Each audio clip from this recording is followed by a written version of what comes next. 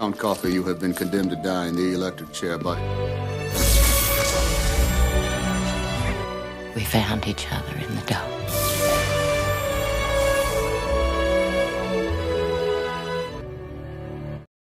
तो दोस्तों मूवी की शुरुआत में हम एक बूढ़े आदमी पॉल को देखते हैं। वो एक रिटायर्ड पुलिस ऑफिसर है और वो एक ओल्ड एज होम में रहता है। लेकिन पॉल रोजाना यहाँ से दूर एक पहाड़ के ऊपर जाते हैं और एक घर को बाहर खिड़की से ही झांकने लगते हैं और तुरंत ही वहाँ से निकलकर वापस ओल्ड एज होम में आ जाते हैं। हालांकि यहाँ से किसी को भी बाहर जाने के लिए अनुमति नहीं है, लेकिन पॉल रोजाना ऐसा करते हैं और इसका कारण किसी को भी पता नहीं है। दोपहर में पॉल सभी लोगों के साथ मिलकर एक फिल्म देखने लगते हैं, लेकिन ये फिल्म देखते देखते पॉल बहुत ज्यादा इमोशनल हो जाते हैं, जिस कारण उनकी फ्रेंड एंड्री इन्हें यहाँ से ले जाती है और एक दूसरे कमरे में जाकर इस बारे में बात करते हैं। पॉल कहता है कि इस मूवी को देखकर मुझे 1935 का एक रियल स्टोरी याद आ गया है। फिर कहानी 1935 में शिफ्ट होता है, जहाँ पर पॉल एक जेल में ऑफिसर की पोस्ट में होते हैं। उस जेल में सिर्फ मौत की सजा होने वाले कैदी ही आते थे, इसलिए उस जेल का नाम था ग्रीन माइल्स। क्योंकि उस जेल का फ्लोर का कलर ग्रीन था, इसलिए सभी लोग उसे ग्रीन माइल्स बुलाते थे। एक दिन उस जेल में एक कैदी आता है और उसे मौत की सजा सुनाई गई थी। फिर हम पॉल को देखते हैं, जो कि उस टाइम काफी यंग था, लेकिन वो फिलहाल अपने यूरिन इन्फेक्शन की वजह से बहुत ज्यादा दौड़ते में होता है और उसे टॉयलेट करने में बहुत ज्यादा पेन को सहना पड़ता था। तभी एक ऑफिसर पॉल को बाहर से आवाज देता है और एक नई कैदी आने का खबर देता है। फिर हम उस कैदी को देखते हैं, जो कि ट्रक से उतरकर एक ऑफिसर पर्सी के साथ चलने लगता है। इस जेल में पर्सी सबसे ज्यादा निर्दयी और घमंडी ऑफिसर था। जैसे ही वो कैदी जेल में आता है तो बाकी ऑफिसर और कैदी उसे देखकर हैरान हो जाता है, क्योंकि वो कैदी बहुत ही ज्यादा बड़ा और विशाल था। फिर पॉल उसका नाम पूछता है, जिस पर वो बताता है कि मेरा नाम जॉन काफी है। फिर पर्सी उसे मारकर सेल के अंदर जाने के लिए कहता है। भले ही जॉन काफी दिखने में बहुत बड़ा है, लेकिन उसका बर्ताव छोटे बच्चे जैसा है। जॉन कहता है कि उसे रात के अंधेरे में बहुत ज्यादा डर लगता है, इसलिए यहाँ की लाइट मत बंद करना। पॉल बताता है कि यहाँ लाइट हमेशा जलती है, जिसके बाद जॉन काफी पॉल से हाथ मिलाता है। इसके बाद पॉल जॉन की फाइल चेक करता है। फिर हमें सीन दिखाया जाता है क्यों पॉल इस जेल में है। दरअसल दोस्तों एक गांव में 2 बच्चियां गायब हो जाते हैं, जिसे ढूंढने के लिए गांव के सभी लोग जंगल की ओर जाते हैं। तभी उन्हें एक जगह पर जॉन उन 2 बच्चों की डेड बॉडी को लेकर रोते हुए दिखाई देता है। यह देखकर सभी लोगों को लगता है कि जॉन ने ही उन 2 बच्चों को मारा है और इसी वजह से जॉन को मौत की सजा दी जाती है। नेक्स्ट सीन में हम उस जेल में एक चूहे को देखते हैं, जो कि एक बिस्कुट का टुकड़ा खाकर एक सेल के अंदर चला जाता है। ये लोग उसे बाहर निकालने के लिए बहुत ज्यादा मेहनत करते हैं, पर ये चूहा नहीं मिलता है। फिर नेक्स्ट डे वो चूहा फिर से बिस्कुट का टुकड़ा खा रहा होता है, जिसे पर्सी देख लेता है और उस पर अटैक कर देता है। लेकिन वो चूहा वहां से बचकर भाग जाता है और एक सेल के अंदर जाकर छुप जाता है। पर्सी उस रूम का सारा सामान बाहर निकालकर उस चूहा को ढूंढता है, लेकिन पर्सी को वो चूहा नहीं मिलता है, जिस वजह से पर्सी बहुत ज्यादा गुस्सा हो जाता है। इसके बाद हम एक कैदी को देखते हैं, जिसका नाम एडवर्ड है और उसके पास ही वो चूहा होता है और वो चूहा एडवर्ड का काफी अच्छा दोस्त बन गया है। इसके बाद जेल का इंचार्ज, जिसका नाम हेल है, वो पॉल को बुलाकर कहता है कि इस जेल में एक और खुबकार कैदी आने वाला है, जिसका नाम व्हाइट बिली है और ये बहुत ही खतरनाक मुजरिम है। इसने बहुत सारे लोगों को मारा है। और साथ में हेल पॉल को अपनी बीबी की ब्रेन ट्यूमर के बारे में बताता है और कहता है कि मेरी बीबी कुछ दिनों की मेहमान है और वो मरने वाली है। और ये कहकर हेल जोर जोर से रोने लगता है। दूसरी तरफ जब व्हाइट बिली जेल में आता है तो वो गार्ड पर हमला कर देता है। पर्सी उसे देखकर बहुत ज्यादा घबरा जाता है और उसे रोकने की कोशिश भी नहीं करता है। बाद में गार्ड उसे पकड़कर सेल में बंद कर देते हैं। तभी हम देखते हैं कि पॉल को बहुत ज्यादा दर्द होता है, इसलिए वो जमीन पर ही लेट जाता है। लेकिन थोड़ी देर बाद जब सब कुछ नॉर्मल हो जाता है तो पॉल वहां से जाने लगता है। लेकिन जॉन उसे पास बुलाता है और पास आने पर जॉन पॉल के प्राइवेट पार्ट को पकड़कर उसका इलाज करता है और धीरे धीरे पॉल अपनी बीमारी से छुटकारा पा जाता है।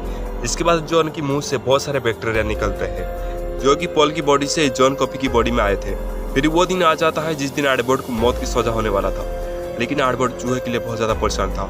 लेकिन गार्ड उसे समझाते हैं और चूहा का ध्यान रखने के लिए वादा करते हैं। इसी दौरान वो चूहा वहाँ पर भाग कर आता है, लेकिन पर्सी उस चूहे पर पैर रखकर मार देता है। लेकिन जॉन उस चूहे को अपने हाथ पर रखने के लिए कहता है। तभी एक ऑफिसर चूहे को जॉन के हाथ में रखता है, जिसके बाद जॉन काफी उस चूहे के कान में कुछ बोलने लगता है और कुछ देर बाद वो चूहा वापस जिंदा होकर एडवर्ड के पास वापस आ जाता है और जॉन के मुंह से वही बैक्टीरिया निकलते हैं।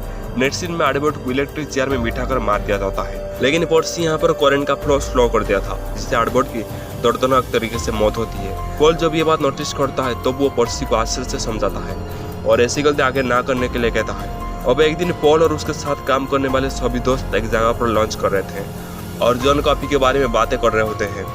पॉल कहता है कि तुम सभी ने देखा ना कैसे जॉन उस चूहे को जिंदा किया और इस तरह वो मेरी इन्फेक्शन बीमारी को भी ठीक किया था।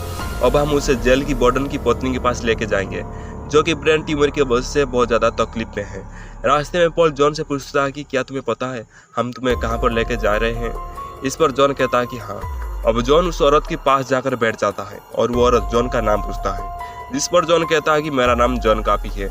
और फिर जॉन उस औरत की बॉडी से सारी बैक्टीरिया को अपने अंदर खींच लेता है, लेकिन वो इन बैक्टीरिया को बाहर नहीं निकाल पाता है, जिस कारण वो बहुत कमजोर महसूस करता है और धीरे धीरे वो औरत बिल्कुल ठीक हो जाती है।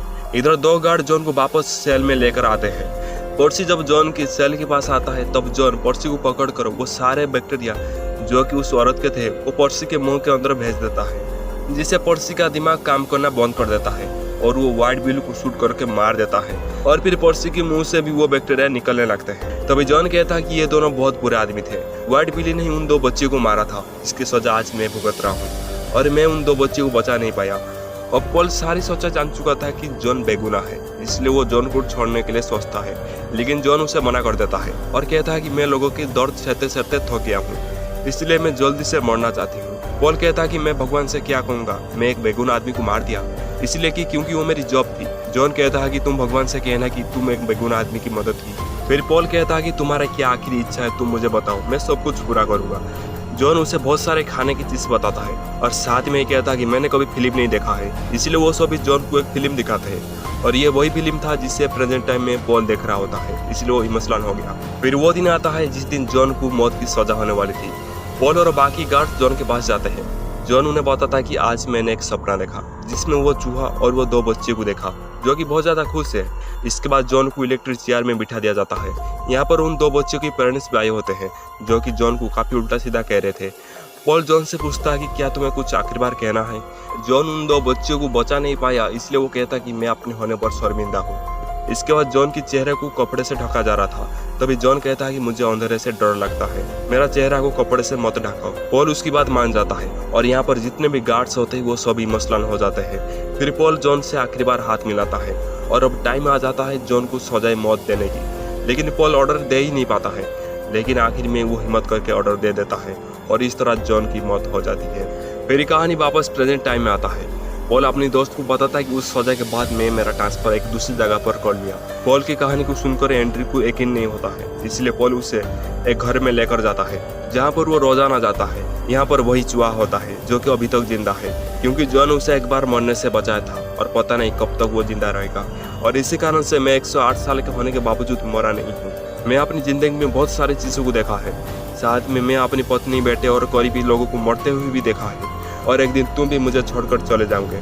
फिर एक दिन दिखाया जाता है कि एंड्री की भी मृत्यु हो जाती है, लेकिन पॉल अभी तक जिंदा है और अपनी पुरानी खूबसूरत दिनों को याद कर रहा था। और दोस्तों इसी के साथ ये मूवी यहाँ पर खत्म होती है। सो दोस्तों ये थी आज की हमारी कहानी द ग्रीन माइल्स की स्टोरी लाइन। तो मिलते हैं नेक्स्ट वीडियो में and finally thanks for watching.